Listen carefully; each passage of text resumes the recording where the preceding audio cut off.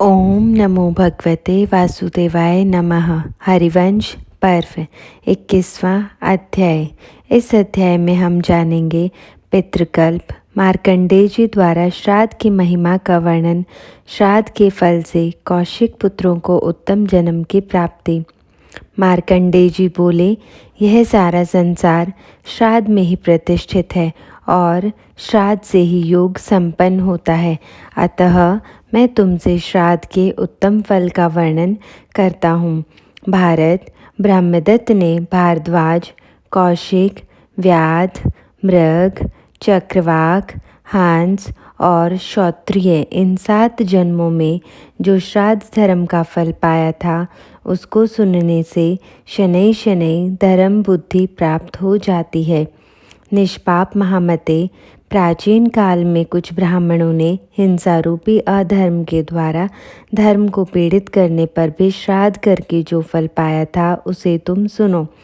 विभु सनत कुमार जी ने जिनका वर्णन किया था, मैंने अपने दिव्य नेत्र से सनत कुमार जी के बताए हुए उन 7 ब्राह्मणों को अधर्म में परायण होने पर भी कुरुक्षेत्र में श्राद्ध करते देखा।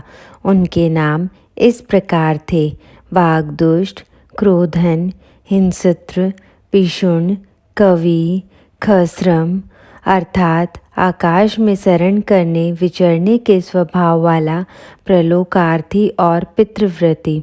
जैसे उनके नाम थे वैसे ही उनके कर्म थे। तात, भारत, वे कौशिक विश्वामित्र के पुत्र थे। जब इनके पिता विश्वामित्र शाप देकर उदासीन हो गए, तब वे सभी गार्गेय के शिष्य बनकर ब्रह्मचर्य व्रत का पालन करने के लिए उनके यहाँ रहने लगे। विश्वामित्र ने अपने 50 पुत्रों को शाप देते हुए कहा था, तुम्हारे वंश का अंत हो जाए, तुम अपनी प्रजा का भक्षण करो, अर्थात अब तुम्हारे पुत्र आदि ब्राह्मण नहीं कहलाएंगे। इस प्रकार तुम अपनी प्रजा के ब्राह्मणत्व का भक्षण करोगे।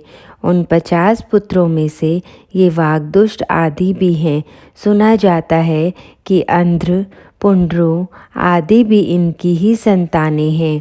भारत, एक समय वे सब गुरु की आज्ञा देने पर उनकी दुधार कपिला गो और उसके कपिल वर्ण के बछड़े को वन में चराने के लिए ले गए।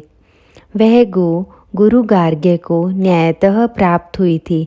मार्ग में क्षुधा से पीड़ित होने के कारण उन्होंने मोह और मूर्खता के कारण गो को मारने का क्रूर विचार किया। उस समय कवि और खसरम ने उनसे ऐसा न करने की प्रार्थना की, परंतु वे ब्राह्मण इनके द्वारा किसी प्रकार भी रोके न जा सके।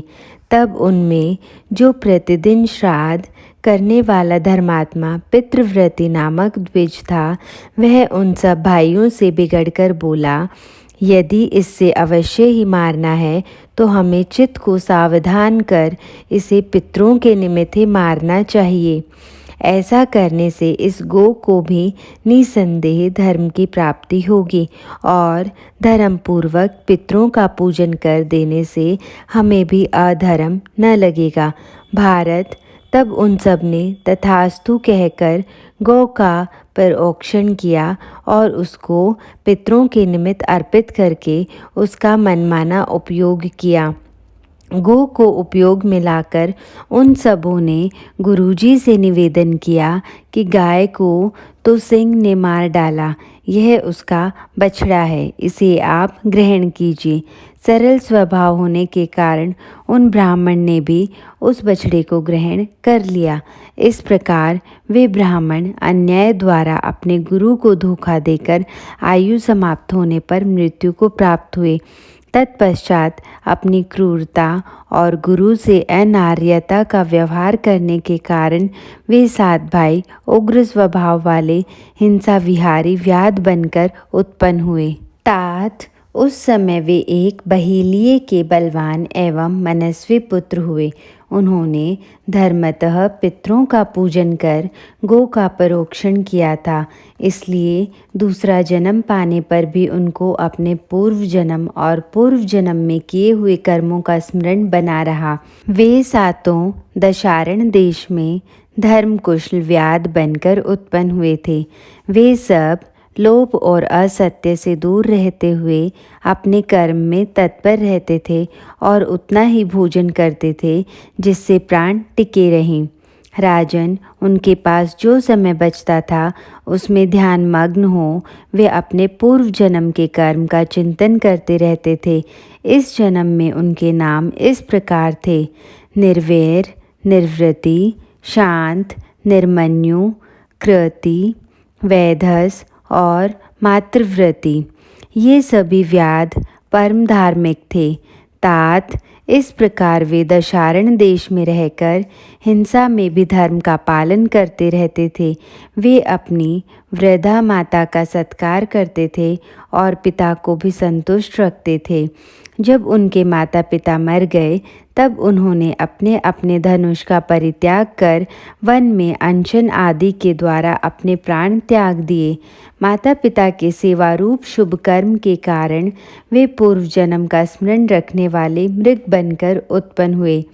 पहले हिंसा के द्वारा दूसरों को त्रास देने के कारण वे रमणीय कालंजर पर्वत पर सदा उद्विग्न रहते थे।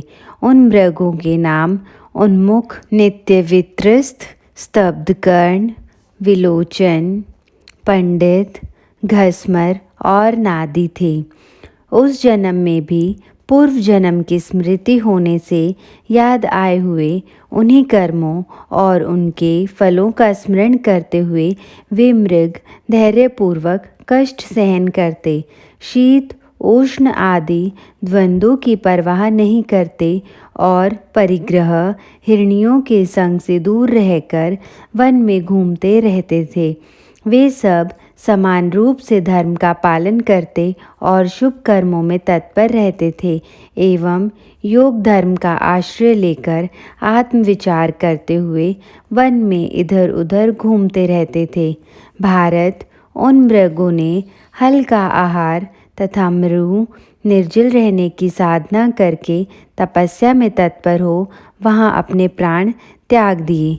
राजन, जल न पीने की साधना करने वाले उन मृगों के पैरों के चिन्ह कालंजर पर्वत पर अब भी पूर्ववत दिखाई देते हैं। तात, इस शुभ कर्म के कारण वे अशुभ योनि से छूटकर अतिशुभ चक्रवाक की योनि में उत्पन्न हुए। वे सातों कल्याण में शरद्वीप जलद्वीप में जलचर पक्षी बनकर उत्पन्न हुए। वहाँ भी वे सहचरी धर्म अर्थात सहवास का त्याग कर ब्रह्मचारी मुनि बनकर रहने लगे। इस चक्रवाक जन्म में उनके नाम निःस्पृह, निर्मम, अक्षांत, निर्द्वंद, निष्परिग्रह, निर्वृति और निभृत थे। उन सब धर्माचारी पक्षियों ने नदी के किनारे पर निराहार रहकर तप करते करते अपने प्राणों को त्याग दिया। तदंतर वे सातों सहोदर भाई मानसरोवर पर विचरने वाले हंस के रूप में उत्पन्न हुए। इस जन्म में भी उनको अपने पूर्व जन्मों का स्मरण बना रहता था, अतः वे सातों ही सदा साथ रहकर पूर्ण रूप से ब्रह्मचर्य का पालन करते थे। उन्होंने ब्राह्मण योनि में मोहवश अपने गुरु से मिथ्या भाषण किया था, इसलिए वे तिर्यक योनि में उत्पन्न होकर संसार में भटक रहे थे। स्वार्थ में तत्पर रहने पर भी उन्होंने पितरों के श्राद्ध निमित्त संकल्प बोलकर कार्य किया था, इसलिए उन्हें उत्तरोत्तर उत्कृष्ट गुण से युक्त ज्ञान और जन्म मिलता गया। इस जन्म में उन हंसों के नाम थे सुमना, शुचिवाक, शुद्ध, पंचम, छिद्रदर्शन, सुनेत्र और स्वतंत्र।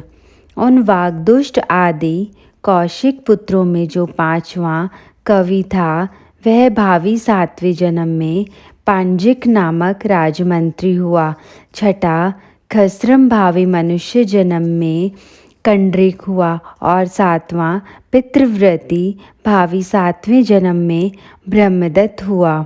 उन्होंने 7 जन्मों में जो तप किया उससे योग सिद्धि से पूर्व जन्म के कर्मों की स्मृति होने से तथा पूर्व जन्म में गुरुकुल में रहकर जो वेदा अध्ययन किया था उसके प्रभाव से संसार में भ्रमण करने पर भी उनकी बुद्धि वैसी ही बनी रही, बदली नहीं।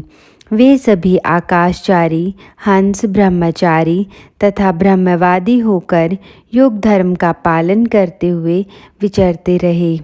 इस प्रकार वे सब पक्षी वहाँ साथ साथ विचर रहे थे। इतने ही में नीपों का स्वामी पौरववंशी श्रीमान विभ्राज अपने शरीर की कांति से प्रकाशित होता और अपना प्रभाव दिखाता हुआ अपने अंतःपुर को लेकर उस वन में आया। तब स्वतंत्र नाम वाले हंस ने वहाँ आए हुए उस लक्ष्मीवान राजा को देखकर उसके समान बनने की कामना की। वह विचारने लगा कि यदि मेरे पास कुछ भी पुण्य, तप या नियम हो तो मैं इस राजा के समान हो जाऊं। अब मैं इस उपवास और निष्फल तप से खिन्न हो रहा हूँ। इस प्रकार श्री महाभारत खेल भाग हरिवंश के अंतर्गत हरिवंश पर्व में पितृकल्प विषयक 21वां अध्याय पूरा हुआ। जय श्री कृष्ण।